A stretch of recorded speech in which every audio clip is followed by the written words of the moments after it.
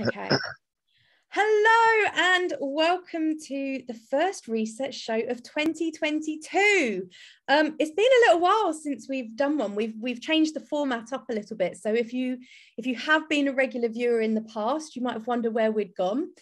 We basically decided to change the format. So rather than every fortnight having a show, like a live show, we've decided to just keep it much more flexible, which has meant that we've been able to get some fantastic guests that we might not have been able to get if we were in a really regimented, structured fortnightly show. And we've got one of those fantastic guests with us today. So I can't believe I'm saying this. I'm really excited to say that we have the most fantastic Todd Kashan on the show today, who is one of the world's top experts on the psychology of well-being, psychological strengths, mental agility, and social relationships. His research has been featured in hundreds of media outlets, including multiple articles in the Harvard Business Review, New York Times, and Forbes, and we're massive fans here.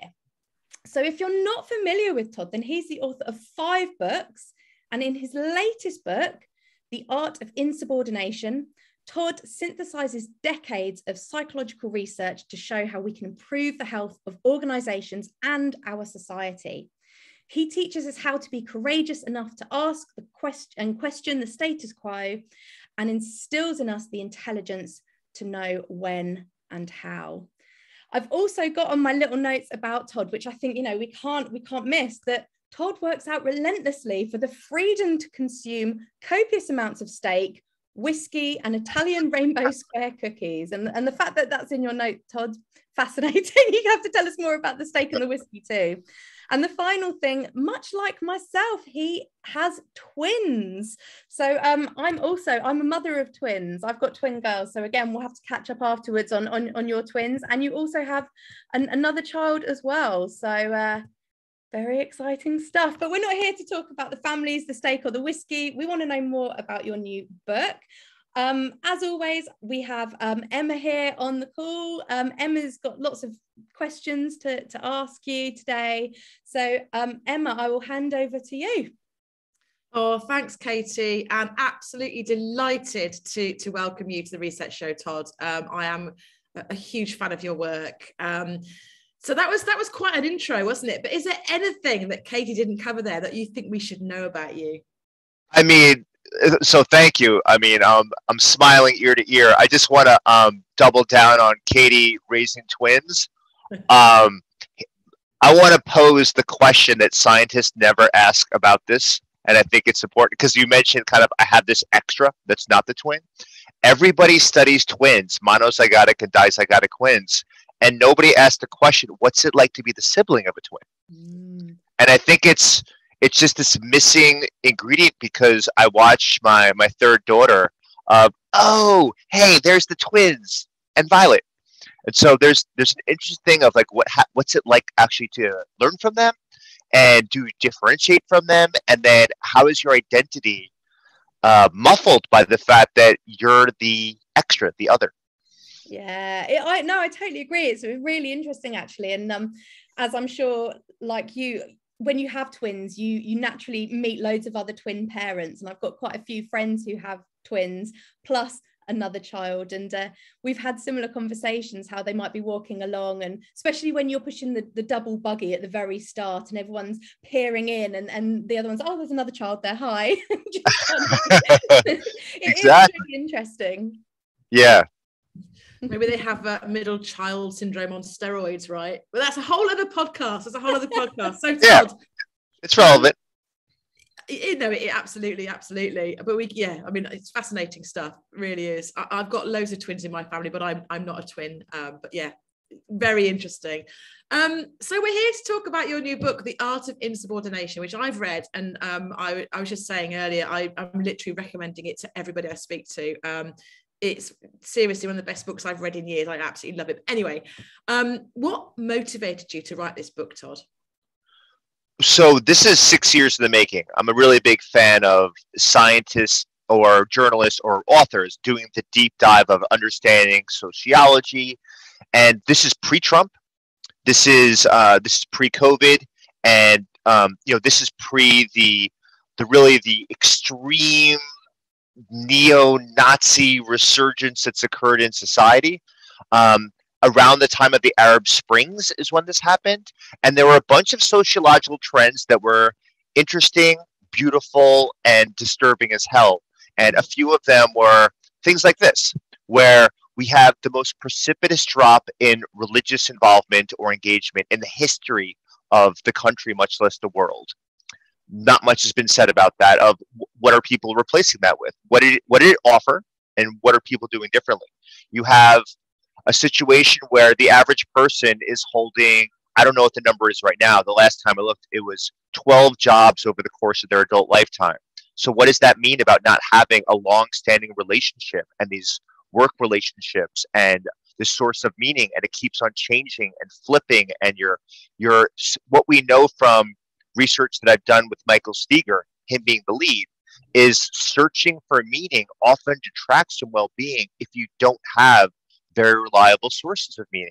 And then you've got things like GameStop popped in, where you had a bunch of rogue 20 and 30-year-olds figuring out that there was a little chasm in the capitalist investment system where they were able to work on it, and then the governments or small companies stopped them from making money, even though they found the flaw, the regular guys and gals out there.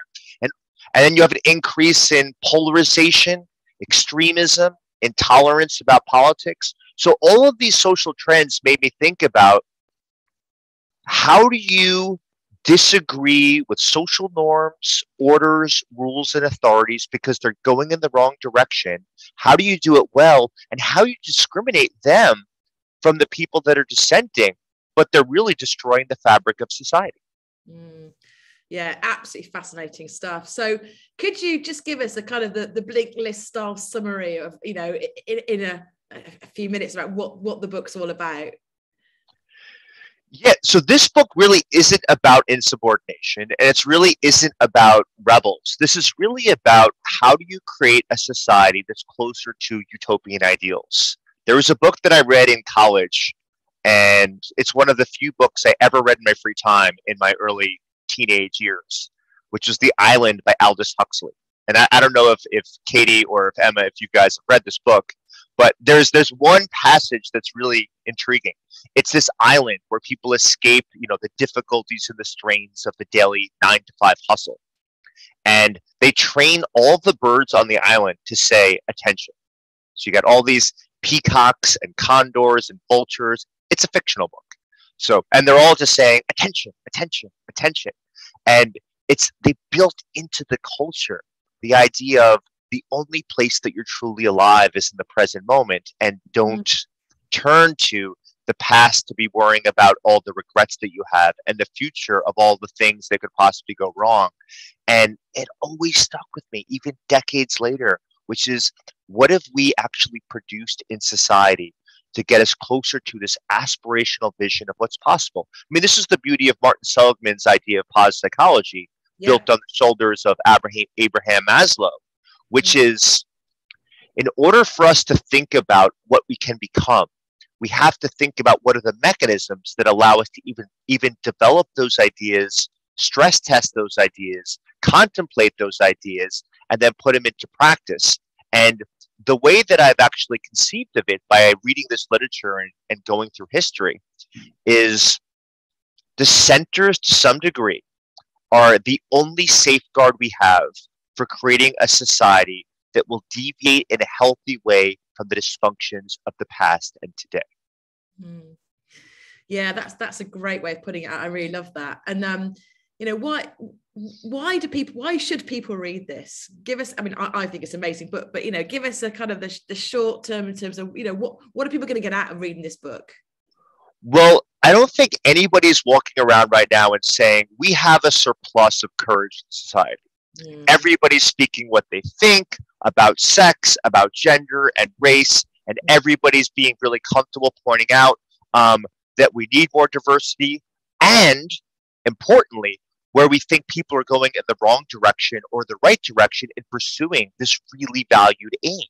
And there's really, there's no one saying there's a surplus of courage in in work meetings, in households, in neighborhoods where people are speaking to the person that lets their dog do their thing on their driveway, having that assertive conversation, or telling your romantic partner for 20 years that, you know what, there's a few things that aren't working. I feel as if I'm doing most of the housework, even though we both have full paying jobs, right? This is kind of the big gender inequity in society, and it doesn't have to do with the workplace. It has to do with, you know, the third shift that happens at home or the second shift that happens at home. That's a tough conversation because you're not looking for resolution right there. You're looking for the courage to stick with this uncomfortable situation and work through the small shaping to create a dynamic that works for everyone's well-being and the health and longevity of the relationship. So this is a book about increasing the scientific skills and strategies to having more fortitude, more courage, more curiosity, more intellectual humility, and be psychologically flexible to modify your behavior to whatever the situation demands to get the best possible outcome. And most of the times, it's an uncomfortable, it's a difficult situation. And when you do something that is not predictable to other people, you're going to get friction most often, and you're going to get static, and you might be socially persecuted and not get anything you want in the short term. So this is a book about creating the expectations that it is hard to disagree and not follow the herd, but to do anything else is to do less with your human potential. And to some degree, this is a social self-help book, to not give the offerings that could make society better. I sound like I'm running for Miss Universe right now. No, not at all, not at all. It really resonates with me. I'll come on to that in a sec, but I just wanted to say, I mean, one of the things I really love about this book is it's really practical, it's really pragmatic, and I'm a huge fan of that because you've got, you know, the first part of the book, you've got all the science, which is amazing. As a psychologist, I love that. I want to know there's method in the madness, as I always say. But then you take this kind of these big ideas, like, yeah, who's not, you know, everyone's going to say more courage is a good thing. But you kind of take these big abstract ideas and you break them down and give people really practical tools and tips that you think, I could have a go at that. What do you think are some of the most effective kind of strategies that you include in the book that help people to live with more courage in their lives? Well, I'll tell you some of my favorite, and a lot of them come from Ethan Kross and researchers other than my lab. Francesca Gino at Harvard does a lot of this work, which is here are the two questions that the chatter in your head that prevents you from going against conformity and for going against conventional thinking. So one of the questions is, if I have this thought that 9 to 5 is a problem, if I have this thought that the best place to start dealing with gender inequity is in the household, why aren't people doing something about it? Why isn't this being talked about more often? I know there are articles here and there in Harvard Business Review and Forbes magazine. I know it comes up in a fire pit conversation here and there, but if I'm right about this, wouldn't something have been done about it since the 1970s, 80s, 90s, 2000s, 2010s? So that stops people in their tracks. And the other question that people ask themselves is, do I have the temperament to handle negative evaluation, judgment, rejection, ostracism that comes from raising my hand and saying in a meeting, you know what, can I just have us pause for a second? There's something here that's not gelling with me and not making sense, and I'm thinking of a different approach. And when you do that, well, you know personally and we know scientifically that when you do that, all eyes turn to you. And the facial expression you get is not this. Bring it. Yeah, I want to hear it. I want to make this meeting longer. I want to have more friction in the meeting. I want you to make my workload greater. This is fantastic. Emma, Katie, yes, talk more. Like, we didn't have an agenda at all. I'm so glad that you're going to ask us to rethink everything we've been working on for the past 3 months. This is wonderful. I'm so glad you're part of this team. You're not going to hear that. There are very few cultures that actually are welcoming of this. And so most people say, I don't have it, and this person does. Well, part of the skills in this book is that you do have it, and we have psychological skills. One of the really great ones is That was a big, long tee up to self-distancing. Now, there's a few strategies when you're in that room that's going to help you to be more likely to make an approach move and speak your piece as opposed to be part of the silent majority. So here's 3 different ways of doing self-distancing. One of them is to ask the question, what advice would you give your best friend, your child, your parents in the same exact situation? And the odds are that you are incredibly quick at giving advice that, you know what? No, don't keep that to yourself. You're going to have irritable bowel syndrome. No, you're going to have anxiety problems. You're going to hate yourself in the morning. Like, listen, I'm going to be there for you, and your close friends are going to be there for you. We don't give ourselves the same compassion. That's self-distancing. So have a little person on your shoulder, make it a bald, mole-infested face like mine that sits there on your shoulder that says, ask the question, what advice would you give your best friend as you're about to close your mouth and keep your hand down and not say what you want to say? The second way of doing self-distancing is to ask about your future self. So, Emma 20 years from now, which one are you going to like the best when you look back on this moment? The Emma that actually raises their hand and says that everyone seems to be going in the wrong direction, or the Emma that actually folds back into their chair and kind of, squirrels away from the group, and then it's going to gossip afterwards about, you know what? I think everything I did is not going to work. And when they turn to you and say, why didn't you say anything? I don't know. Nobody else said anything. Which Emma are you going to be most excited about 5 years from now, 10 years from now, 20 years from now?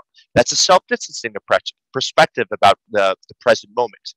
And then a third approach for this is to start using language that dissolves the ego, where you're starting to use less I, less me.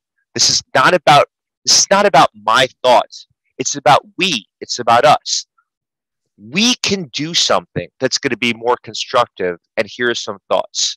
And you start referencing what other people have said previously, and then you put them together like Lego blocks. So look for opportunities in these dissenting moments where you can actually intentionally lay the idea and claim the agent of that idea. So it seems as it is, you have this huge coalition when it might be just you, the one that actually is the one who's on the platform doing the talking. Yeah, no, I love that. It's really, really great. And some of the tips really, really resonate with me, and they felt very, very doable and not too big and scary, actually. So definitely some great practical stuff in there. And something that I really love, Todd, is your I think you call Rebel Archetypes. Is that right? Yeah. Who doesn't love a quick quiz, right? Look at BuzzFeed. Just there's a whole business built of quick quizzes, right? And I did my quiz, and I was it was Innovator. Was that one of them? Yeah. No. That was my Rebel archetype. So just talk us through the archetypes, and I'd love to know which one you come at as well. Yeah. No. I mean, Emma. Just you might at the end of the quiz, if you roll down, you get to see which iconic figures that you resemble, right? So Marie Curie, Maria Montessori, Steve Jobs, Nikola Tesla, not Elon Musk creating Tesla cars, but actually Tesla, the Einsteins and, the Isaac Asimovs. These are the innovators that happen there. It's a great group. This is by reading, I'm a real avid reader. History, sociology, anthropology, and kind of found 4 archetypes. So one is the innovator, and that's what you described. And maybe the best way of thinking about this quickly is thinking of in a metaphor. So imagine that you have all 4 archetypes that are deciding that they're going to go on a cross-country trip. And so the innovator is the one that says, I'm going to create a car that's going to make sure that we spend as little money as possible. And when we get through Death Valley in the United States where there's no gas stations, we're going to be able to survive on solar energy and get through this thing. So that's the innovator. You've got the defender who's on the car. That's basically all these bandits and all of these zombie characters that are kind of running towards the car and want to steal all of your amazing technology that the Emmas of the world, the innovators created. They're going to fend them off. They're going to be using their mixed martial arts to fight them away. They're going to put themselves as a physical shield to protect anyone else from being harmed. That's the defender. That's another principled rebel archetype. There's also the niche carver. So the niche carver is sitting in the back of the car and saying, hey, you know what? Can you guys drop me off here? I'm going to create a tree house, and I'm going to think that we have to, like, this tree is absolutely beautiful, and there's no reason that we can't live our lives. Why are we going to from New York to San Francisco? Why are we don't create our own society here? And they kind of realize, like, listen, in those trees, we can create some beautiful, amazing bridges that kind of connect the trees and create some ropes. We can create a system where we harvest food from the earth, actually literally from the earth, and dig in there and look into the roots and kind of create our own agricultural system. We don't have to be dependent on the economy. The niche carver realizes you can live a life that is left of center from the mainstream, that really focuses on your personality and your well-being. And here's the key part: does not detract from the well-being of others. And who are we as anyone to bother these niche carvers? And then finally, so that was the innovator, the defender, the niche carver. You have the culture shifter. And the culture shifter is the one that's in that car, which is saying, you know what? We should actually really thinking about what people's strengths are, as opposed to who looks like they're the physically strongest to be at the helm of this car, and the person that's saying the most intelligent things, and assume that they have all the answers. Let me actually, as opposed to the superficial characteristics of everyone in this car, I actually want to ask some questions and extract the profiles, the strengths, the weaknesses, the potentials of everyone in this group before I make assumptions about that. They've changed the culture of how people tend to operate in groups. What we normally do is we use proxies to assume what people's qualities are. So if you're loud and assertive in a meeting, there's the assumption of, oh, that's a person that we should let talk and lead. And yet we know scientifically there is zero correlation between how loud you are in a meeting and how good you are in a meeting. And for many years over the course of human history, the assumption was, if you look like me and you're a male, the idea is like, oh, that is the archetype of a leader. There's this great studies you could read in the 70s where actually it says the qualities of a leader. One of them is someone over 6 feet tall, which tends to be male because men tend to be taller than women. One of them is that you actually are a Baptist, which is just one of hundreds of religions that exist that are out there. And one of those characteristics is being a man that goes in there, which there's, the only correlation is what opportunities were available for you to be a leader as opposed to what your genetically inherited sex is. So the culture shifter starts to poke and probe at the norms and the guidelines to play there. And that gives you an idea of kind of how these 4 archetypes work together to create a better society. No, I love it. Again, it's just really, really practical, and you have a bit of an aha moment when you read through them. So which archetype are you then, Todd? I'm definitely a culture shifter. I mean, each one of us has a little bit of both. Yeah. There's a lot of defender in me as well, but I really like to look at the veneer of society. I remember when I went to there was a International Positive Psychology Association conference, and they gave the first fellow awards when I was at this conference. And so all of a sudden, the announcer says, "This is our first set of fellows. Get ready to meet them. Here, welcome on stage, Martin Seligman. Welcome on stage, Chris Peterson. Welcome on stage, Ed Diener, Mike Csikszentmihalyi." I am sitting in the audience next to Barbara Fredrickson and Sonia Lyubomirsky. Yeah. And I'm just like, Now this is years before people started really talking about this in science, about gender disparities. And I said, does anyone think there's like a problem here, which is they formed this organization, they're getting the awards. Where's Carol Riff? Where's the mention of Alice Eisen? Where's the mention of Hazel Marcus, who's the best cultural psychology researcher, possibly, arguably, in the world? And I'm sitting next to Barbara Fredrickson, the positive motion researcher. Amazing, Sonia. So when I gave a talk, this is an example of my culture shifterness. When I gave a talk, I took my notes, I threw it aside, and And I said, I want to talk about what happened this morning. And I said, listen, we have a problem here. We have a cultural problem in the organization. I was banned from giving a talk. I have not given a talk yet at that organization since then, because I spoke out of turn.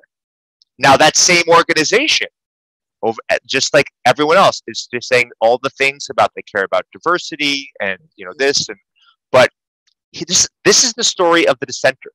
The dissenter gets a lot of friction and hatred because, wait, you were brought here to give this talk, and yet all the things that I suggested in that talk they do now, but nobody remembers that I brought them up in the first place. You often don't get credit, and I'm not looking for credit. Yeah. What I want to do is speak about what the trajectory is of a dissenter, which is you often don't get what you want, but you get in people's heads. And there's often a sleeper effect, a delayed reaction. And you often don't get credit, but societies and cultures improve by you speaking your piece. Yeah. That again, I found that really interesting. And you've got some great anecdotes and stories to kind of make that point around, people we look up to and admire for whatever it is, whatever kind of strides they've made in society and research, and you actually share some brilliant stories. So actually they weren't necessarily the first, and it was like I keep saying to family, hey, did you know all right.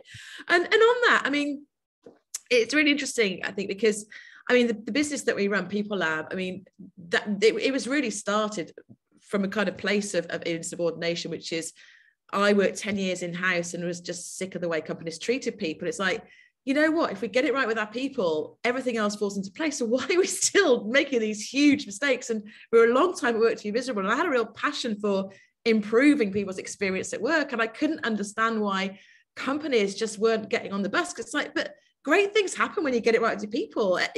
Every business outcome is positively impacted. So why wouldn't you do this stuff? So that's kind of where we came from and why I started the business all those years ago. Something that I really love in the book you talk about is how insubordination you talk about neutralize some cognitive bias, which really spoke to me. Something we deal with every day and we understand them, we know I've got them, but I think particularly our colleagues that are working in the kind of equality, diversity, inclusion field, we have a lot of listeners that are in that place. Can you explain a little bit more about that? Because I think that's a really fascinating and practical application for the work you're talking about, to have some positive impact on what we're trying to do in businesses. Yeah, before we do that, because I need to have a little bit of the denouement from you and Katie. So with all of that of training businesses to kind of work better with their people, what strategies or levers have you found that people resonated the most with, that you were offering or experimenting with? Yeah, so this is why I got interested in positive psychology in the first place. So you're interviewing me now, I love this. I was in-house looking after this thing called employee engagement all those years ago. I started life as a health psychologist and kind of fell into the corporate world, loved it. And I was looking after engagement in the mid-2000s, and I thought this is like the least engaging job and it should be the best, because it's all about helping people to thrive at work and be their best selves. And it's not, it's just sitting in a darkened room, looking at deficit approach, all the stuff that's not working, and it's depressing and it's not working. It's just not working. So as a psychologist, like I looked to the world of psychology, and that's where I came across positive psychology. And I was like, oh, this is it. Let's just have a different conversation. Let's ask people, what's happening for you when you're at your best? How can we get more of that? And I started experimenting with using tools like appreciative inquiry, and had the most amazing, not me personally, but the team had this amazing success. Like, wow, this is really interesting. And then I went to my next in-house role. I thought I'll try that again. It seemed to work at the last place and had amazing success. And then because of my background as I started life as an academic, quite happy to go and spread the word. Like, I need to tell people about this. We've been getting it all wrong. And I just used to go out in the UK and try and talk to as many people as possible about it. We're getting this wrong. And if you just have subtle shifts, will make a huge difference. And have people saying, hey, can you come help us? And that's how People Lab was born. I didn't have this kind of calling to start my own business. But yeah, I mean, for us, I mean, Katie would probably agree with this. It's just the subtle shift of people have this huge aha moment when you just shift to that strength-based approach and say, we're not going to ignore the stuff that's not working, but let's have a different conversation. And also the other big thing, I know you talk a lot about empathy. getting rid of the ego and getting comfortable with the fact that you don't know what good looks like for your people. You've got to go and ask them and engage them in that conversation. And when you do that, and that's where the magic really happens. I'm sure Katie's got some stuff she can add to that. But yeah, I just absolutely agree with both points, really. Firstly, it's definitely about not making assumptions about what actually does engage people and excites people, and what helps them to be at their best, because I think it's very easy to make assumptions, but so often we can get it wrong.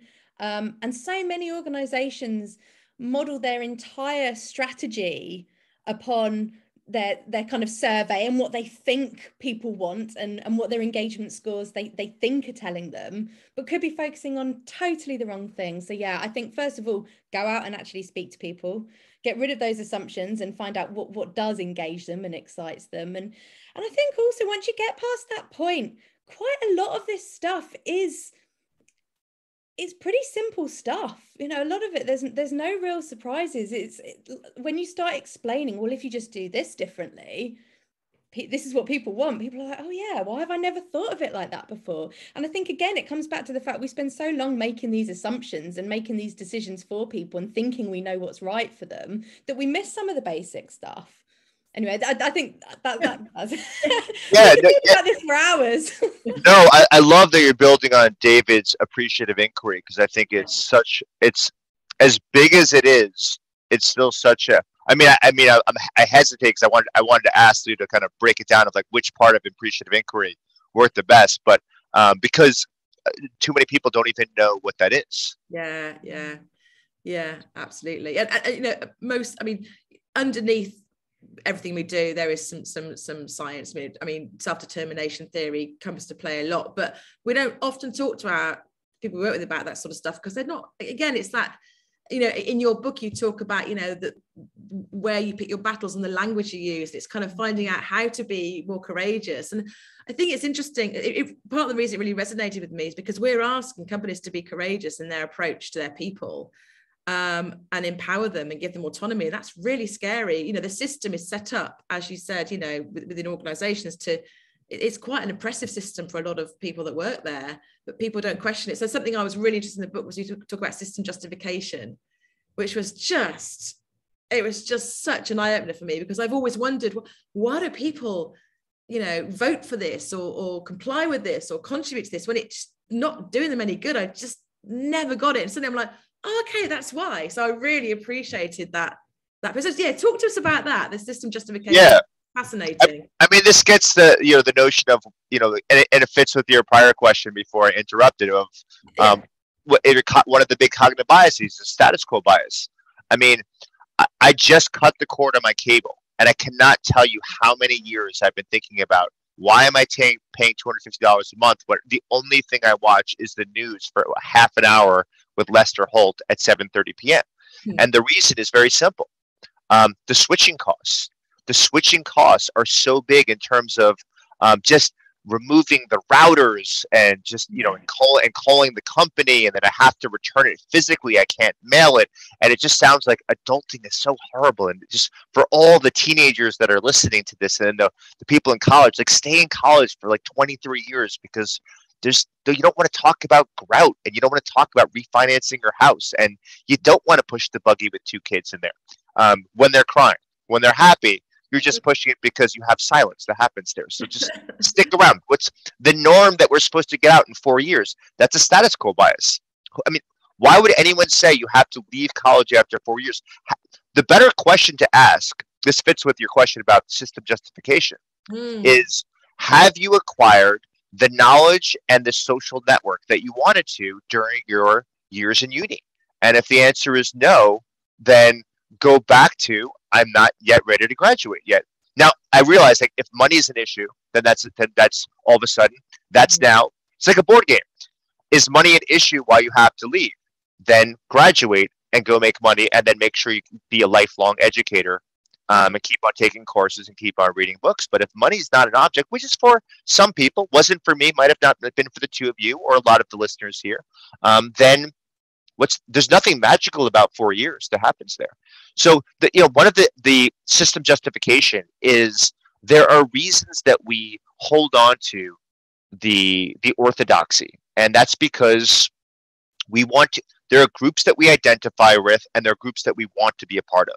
And striving to be a good group member often means is that I'm going to comply with the beliefs and attitudes that you have, and generally, at least the public facade of it that happens there. Mm-hmm. And so this is where some of the interesting research by John Jost at NYU and Banaji at Harvard is showing that even people that are economically disadvantaged, they often vote for candidates that actually have policies that will sustain their economic disadvantage and will not close the gap between where they want to be economically and where they actually are.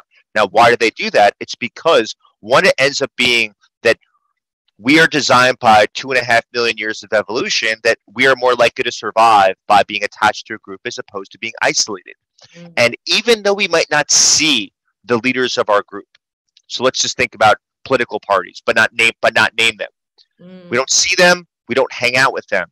But the idea of having my bumper sticker on my car, the idea of having websites that I go to, that it is curated to be for people that are in my group, you start to identify more strongly, and the more strongly you identify with the group, the less permeable the boundaries are for reaching outside of the group to acquire new wisdom, new information, new friends, and new perspectives that can give you another way of looking at your life. And this goes back to, Katie, what you mentioned before. It's a big act of empathy and compassion that's missing in society, where we can say, I kind of get why you're voting against yourself, is that the fear of losing the group.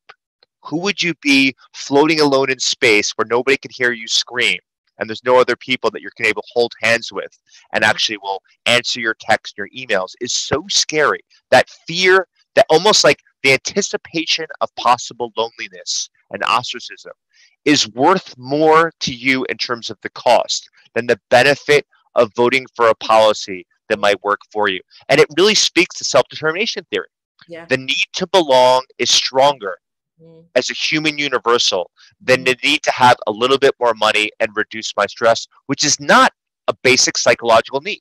Because everyone that are voting against themselves, the vast majority of them, I shouldn't speak for humanity here, the vast majority of them there's a very low level of poverty in the UK, in Spain, in Portugal, in the United States, in Canada. There's a lot of people that are poor, but the level of poverty that you can't support your family is extremely low. It's an amazing accomplishment over the past 100 years. And if you open up one of those 1,000-page tomes by Steven Pinker, he provides all the data on this, which I'm not going to go through right now. But knowing that they don't have to worry about poverty and they could function, now you start moving to that psychological need for autonomy and belonging, for novelty, and this, do I have a sense of mastery over my world? How do you gain a sense of mastery over your world? You have good allies, and you get to leverage their strengths, their social networks, their philosophies, their financial resources, their political connections. And all of that is at risk if you challenge your political group, so you can understand why we stick to the status quo. Yeah, no, it was really fascinating. I had a huge light bulb moment when I read that piece in the book. And the other piece I wanted to talk to you about is chapter 2 really resonated with me, which is it's strange things people do to be liked. And as a kind of lifelong people pleaser until I hit menopause recently, and that's completely changed me. And now I'm like so much more comfortable with not being liked. It's like, thank you at last. But yeah, that was really interesting, and kind of building on what you were just saying there, Todd. But so something I read recently was about kind of, how you define fear of failure versus fear of success. And I don't know if there's any science behind this, but the kind of quick article I read was saying, fear of failure is kind of like beating yourself up, whereas fear of success is more about worrying about how others will see you. And that really resonated with me, and saying that women tend to have more of a fear of success than men, because women tend to be, certainly in the Western society, to be raised as sort of, be modest, don't be too loud, don't get too big for your boots. And certainly that's how, my parents are amazing, but they definitely brought me up to, not shout about my accomplishments and to play my accomplishments down. And I absolutely struggle with a lifelong kind of fear of success. But I wondered if you found in your research any kind of gender differences. Is it easier for men to be courageous and to be rebels than for women. Have you come across anything that indicates that? So great thought. And I am curious of, I've heard this from Meryl Streep. She has a great quote about how she could give a flying crap about what people think anymore. And this has come from Meryl Streep. I mean, this is one of the greatest actresses in our era. And then you're like, wait, you were worried about what people thought in your 30s and 40s, and now you don't care anymore? Like, what does that say for the rest of us?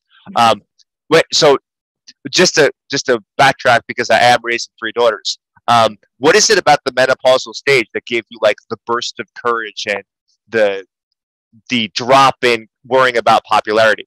Yeah, I don't know. I just suddenly woke up and thought, why do I have people in my life that aren't good for me? Or why do I want my clients to love me when they're being absolute a-holes? And suddenly, not that they all are, very few are, but suddenly I was like, I don't care anymore. It's that whole warrior woman when you kind of get into I'm 51 now.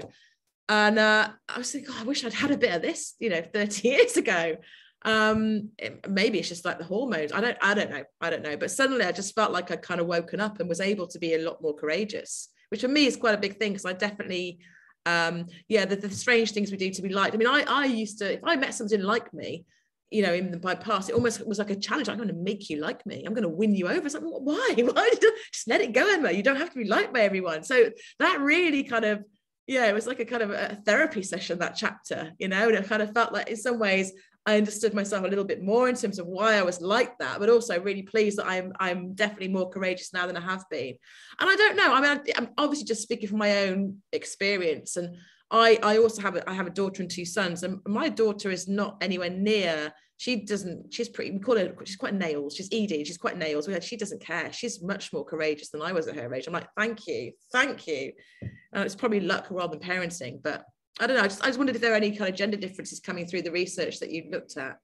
Yeah, I just want to say, I feel the freedom that you have mentally of like, it's like, it just dissipated, just like, and part of the reason that I wrote this book was I wanted to give the guidebook for all of the younger Emmas and Katies and Todds who spent all their years of, man, if only I was sitting at that table in middle school and, in the lunchroom of like, why wasn't I invited to the party of, Doug Oken and Russ Greenfield, the amazing people from my high school that everybody thought was so physically attractive and socially astute and so funny and playful, but like, so, and then you actually cared. And so there's this is a book about, hey, here's a lot of science, here's a lot of stories, and you gals are telling your stories right now. I think it's important is if we can culturally train people to be critical thinkers and courageous and really kind of alter the norm such that it is gendered. So there's a lot of research here.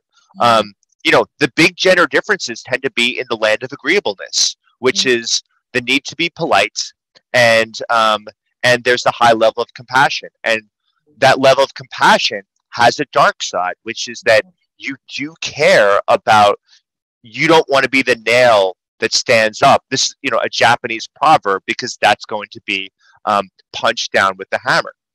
And you hold that belief of make sure that the group feels good about themselves, and I will subvert myself with the group. And I think, one of the great bodies of work is by Marilyn Brewer, who recently retired. And she talks about, we have 2 psychological needs within a group. And one of them is the sense of belonging, which we've already hit on. And the other one is the sense that our uniqueness, that we are not interchangeable with any other person, and that we're not an expendable character. We're a linchpin that happens there. We have that need. Now, whether we are that linchpin is another story. Yeah. But this is about perception.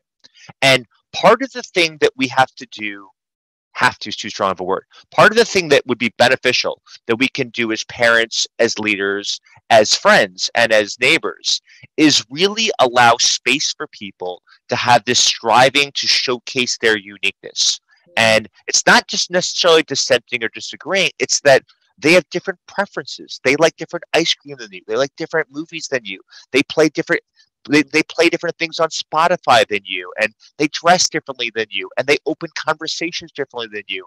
And when they're not sure what to say in a conversation, they're verbal graffiti. in terms of the ums and the uhs and the, let me think about this. They have different phrases that they use, and they have different cultural norms about how close they like to stand towards people when they're talking to strangers, or how they greet or say goodbyes. They might do air kisses on their cheeks as if they're from, from Spain or from France, as opposed to the UK or the United States, where we actually, fist bump or handshake, or there's that horrible male norm where people pat you on the back as if they're burping you because they're so afraid of intimacy. This is something that is the number one, by the way, social norm that I'm trying to change in society, is that men not pat each other on the back and just let that arm go around and stay there, and let that nice oxytocin reaction to occur. So I stop people. I tell them, you must hug me like you love me. That's what I want from you. Doesn't matter if you're XY or XX. You could do it. You could pull this off. The science is clear that there's not really a deficit in courage for women compared to men. It expresses itself differently.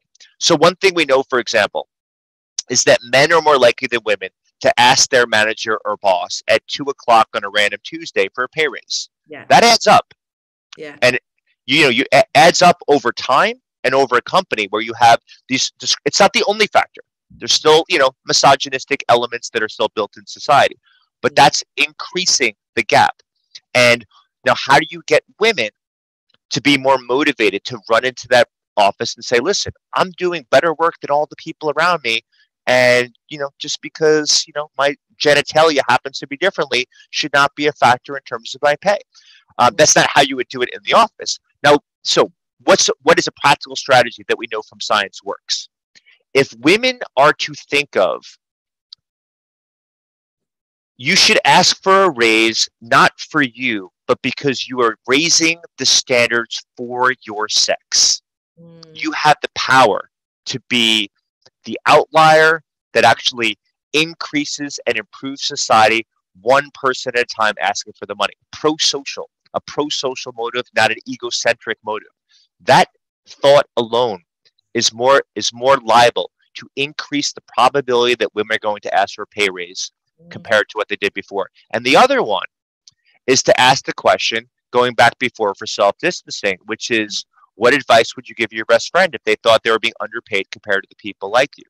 And those two strategies, when given in experiments, women are more likely to ask for money, and they get their money, because when you're one-on-one, face-to-face in an office, it's really hard to argue with objective logic when you provide a spreadsheet. Here's the numbers. Yeah. You explain to me why I'm making $20,000 less than Billy. Yeah. There's the numbers. Yeah, absolutely. Yeah, it's fascinating stuff. And like I say, the social distancing strategy is just so simple. The minute you say that, I can see Katie smiling as well. Sort of, you think, yeah, of course I would tell my best friend to go for it. Why would I not do that? So it's that kind of almost that self-care piece. And you mentioned before, Todd, about, you raising 3 daughters, and a lot of our listeners are parents. And I love in the book that you've got a chapter about, the next generation of rebels and how we raise them. And I'm really fascinated by that. And I know there's something that you talk about a lot, but I just, this whole kind of cancel culture that's going on, and the fact that, rejection is such a big thing when you're a teenager, and now you can be rejected so publicly for getting it slightly wrong. And I just thank the Lord that when I was a teenager getting it wrong, the social media wasn't around. So I was able we all say that. Everyone who grew up in the 80s says the exact same thing. Like, I would have never. Yeah. It's, you know what? Sorry, I didn't mean to interrupt you, but Emma, I mean, you hit something that is so fundamental.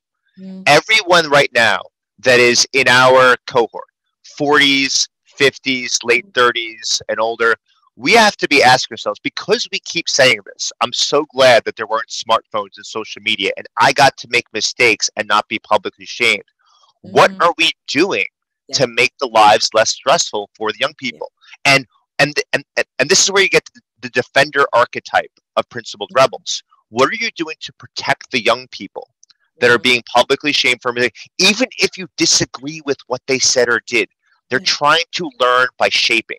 They're going to make mistakes. They're going to say magical, offensive words because they want to see what the reaction is.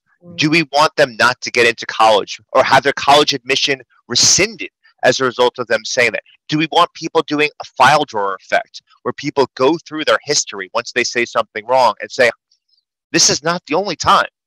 When you were 7, when you were 11, when you were 14, you said something similar. You were singing rap lyrics of Run DMC, and there were some bad words in there when you were 11, and it is a video, and it is online, it is public, and I'm attaching it as an addendum to what you just said last week. Yeah. Just think about, like, we have to start expanding the time horizon and ask ourselves, what are we creating? What monstrosities are we creating where people are basically being told the way to prevent yourself from being shunned and the way to prevent yourself from not having a rewarding thing taken away from you is you must stay silent and only keep your ideas in dimly lit rooms with a few close friends in the dark, and then you can say what you really think. Because here's the societal consequence. Nobody knows what is the social norm of what you're supposed to say or do, and everybody has a misnomer of what people think because you only know if you were invited into the small room, small sessions with no recording equipment allowed. It's called preference falsification. And what that means is that people are not publicly expressing what they truly believe, and only in their own minds or with their close friends are they truly expressing it. So we have no freaking clue where society is right now. And that's a bad thing, because I want to know where people's biases are. I want to know what people's prejudices are. I want to know where people are wrong so we can have constructive dialogue and conversations. And we must create, and I know Emma and Katie, you're doing this in organizations. We have to create a culture where you have to allow people to make, you can't just say it. You can't just have a poster on the wall. You can't just have a statement that's in your principles on your website. What do you actually do the next time someone in a group meeting says something that's the wrong term? I'm gonna give a provocative, controversial word right now. I'm not gonna use the big one, just because I want. Let's say that I talk fast. I'm a New Yorker. I like these extemporaneous conversations. None of us talked about what we're going to talk ahead of time. In the course of doing hours and hours of this, I'm going to say something that's wrong. And if you come up to me and ask me that why'd you do that, I will say, I am so sorry. I didn't mean to say it that way. My intention was this. If you don't give someone that opportunity, what you just did is you stopped everyone in the future from saying anything that they believe does not have 80% probability or greater of winning social approval. That means the end of creativity, the end of innovation, the end of half-constructed ideas and only finished products. And your organization has now lost the majority of its potential. Yeah, absolutely. And I think that's such a critical message to get across, right? I mean, I remember, we had this little thing over here, you might have heard of it, called Brexit. And like you, Todd, I mean, you talked about, deliberately seeking out people who have different opinions to yourself. And I think I'm pretty good at that, because I have a background in psychology. I'm very curious. And I'm not one of those people who will say, hey, if you vote differently to me, I want to be your Facebook friend. Well, no, tell me why, and I'm interested. I want to find out. I want to have a conversation. But even I was shocked when Brexit went through, because I was like, I don't know anyone that's voting for Brexit. And I think that was a really good manifestation in the UK. Everyone was so shocked, because we didn't know that the Remainers didn't know there were this massive group of people who felt differently to us. And that dialogue never happened, that honest conversation. So the mess we're in right now, where everyone's kind of lost, really, it's been a lose-lose for everybody's as a result of these sorts of conversations, I think, not happening and it not being out in the public domain to be able to have a proper dialogue about it. So no, I'm glad you brought Katie, you go ahead. No, I was just going to add to that, really. Do you think a lot of that as well, just how there seems to be a fear of people changing their mind as well, even if they've got the facts presented to them. And we're not talking specifically about Brexit. I certainly don't. I don't want to open that box. But when people do make a decision that does have this massive impact and that it really divides people seem to be really frightened of holding their hands up and say, actually, I didn't know this at the time, but I've got the facts in front of me now, and I think I was wrong. I think I've changed my mind on how I feel. You don't get that. People don't like to admit, okay, maybe I wasn't informed or I was misinformed or anything like that. People don't like to admit, I might have got this one wrong. Or I've changed my mind, which is allowed. Yeah, exactly. And I actually find it really endearing, even if they've changed their mind to the other side of what I agree with. I think I have so much more respect for people that say, okay, I've changed my mind, than that real stubborn, I'm not going to admit that I've got this one wrong. So, and you see it so much in politics as well. You see it so much in politics.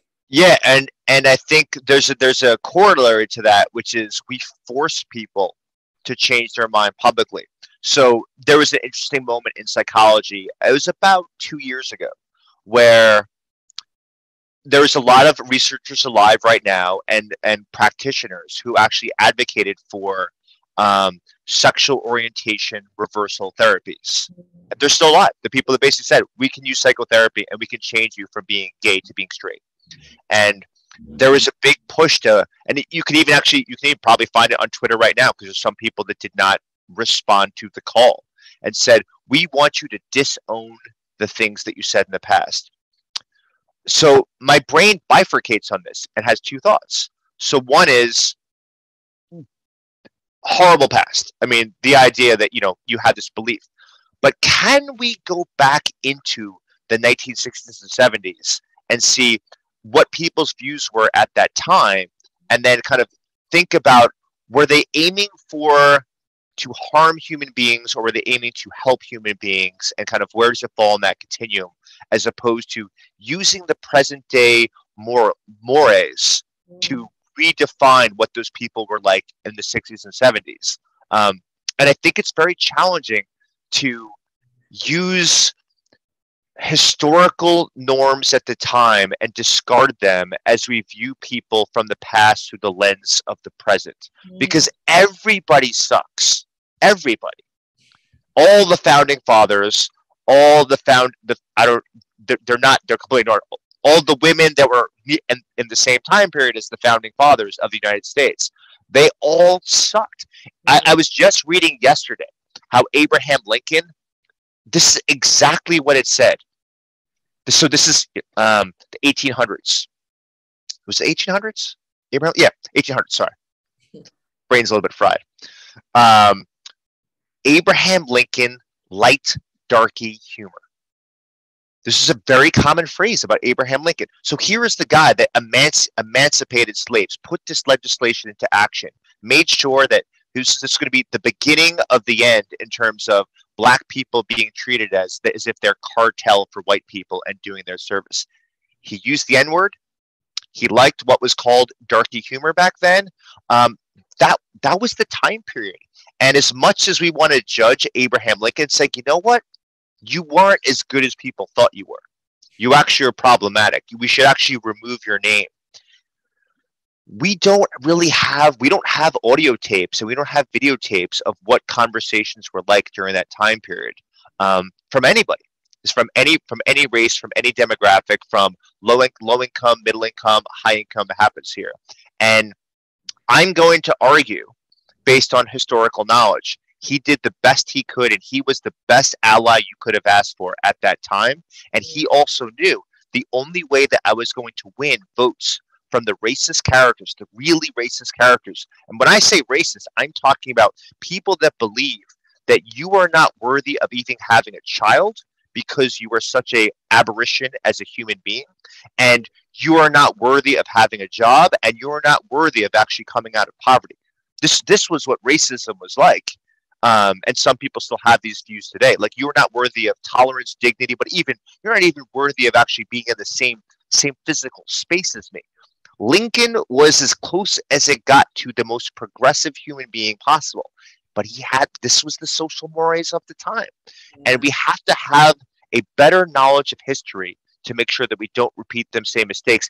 And a really scary thing is we're taking some really great, well-meaning people who are going to actually push society to evolve in healthy, positive directions. And we are crushing them because they're making unintentional mistakes, because they're putting a lot of stuff out there that happens there. And we're not giving charity, and we're not giving forgiveness, and we're not giving what Desmond Tutu was really for before he passed away this year, a reconciliation and offering a path back into society. And It's a very scary social norm, and I'm out here trying to really hard to kind of push it for really rethinking some of these ideas. Really agree with you. It's very powerful stuff, and just on a much more superficial level, you know, there's loads of musicians and bands that you're into that you're like, well, can I still like them? You know, David Bowie, I mean, you know, he's God, isn't he, in the music industry, but suddenly some dodgy stuff, and we're really allowed to like David Bowie. And there's this amazing music DJ in the UK called John Peel. If you're into any sort of alternative music, and I know you're big into your music, Todd, you know, and there's some stuff that, you know, I think he had a really young wife or something. It's, we can't like John Peel. It's like, okay, we're not allowed to like all these people anymore. They've done, you know, John Peel did more for music than, you know, anyway, I digress. But Fugazi, I love the fact you get Fugazi into the book. That's just amazing. So that was a dream. I mean, this is Fugazi. Fugazi helped me survive my adolescenthood. So this is my homage to them. But I want to hit back on David Bowie, because David Bowie is very interesting. David Bowie was an amazing gender rebel. So yes, he engaged in some, to use your term, dodgy behavior, which was, and the music industry was a dodgy place in the 1970s. But this, if you want to think of the public acceptance of the LGBTQI plus community today, there is a debt owed to David Bowie. David Bowie wearing dresses, David Bowie, you know, dressing in, you know, really gender. I mean, he's just a gender fluid being, just to kind of in terms of what is a male and what is a female, and why can't I kind of play in the liminal space between the two in whatever direction I want to. There is a debt owed to this gender rebel that happened there, and let's not ignore that just because he was just created amazing music. Yeah, absolutely. Listen, I know we've run well over, so, and you're a really busy man, so I'm going to ask you one last question then. So if there's one thing we can go out and do, like today or this week, to push this forwards and be more courageous, what's the one thing we could do? I would say is look at your day every day as a series of choice points, and you have this: do I approach or do I avoid? It happens there, and they come from what people say. They come from moments where you feel uncomfortable in your skin, where you're unsure whether you should speak something. And what you do at any given moment, don't put pressure on yourself that you have to make the approach moves and say and speak and act. But your pattern over time matters. And I'm going to really kind of push people to try for that 30-second burst of courage where you just blurt it out, even if your hands are shaking and your voice is shaky and you're not comfortable in your skin, and experiment with what happens. And I think what you'll find is people really generally tend to embrace you being human and you being vulnerable and you being anxious and putting yourself out there, because you only get to say that you were courageous if you experience fear. So try to do that 30-second burst and just willingness to take action despite the presence of fear. Oh, that's brilliant advice. I'm going to absolutely do this. I'm going to do it the next opportunity I get and let you know how it goes. Todd, thank you so much. I could have talked for hours longer, but you know, you're really busy, so going to let you go. And yeah, just thank you for your time, and everybody just get hold of the book, because it's brilliant and it's life-changing stuff. So thank you so much, Todd. Katie, go for it. Oh, I was just going to say, I love what the two of you are doing. I love that there are people that are translating the science into practice and going into organizations. And I love that you're out there kind of comfortably expressing that, you know, don't wait to be 40 or 50 to worry less what other people think, who you don't actually care about their opinions because they never really gave you good opinions. So thank you for being you. I definitely need to get some lessons on that. I'm still very much in the people pleasing phase, so I'm going to be reading up. Which brings me nicely. Just remind us again. Your book, it's out next week, is it? Is it the 18th? Yeah, February 15th. But you can order it now, and actually, there's a link on toddkashan.com where I created a free workbook and free videos and a free toolbox for anyone that orders it before the book comes out. That's amazing. We'll share that with our viewers as well. So yes, those of you who are watching this now through one of our mailing lists, then the link will be below. And if you're not watching it through the mailing list, then make sure you subscribe so that you can get all this extra fantastic content that we get whenever we have a fantastic guest on the show. I think that's pretty much it, but I just want to absolutely echo what Emma said. It's been such a joy having you on. It's been such an interesting conversation and a brilliant start to the research show for 2022 as well. So thank you so much for giving up your time today. My pleasure. Love being around you.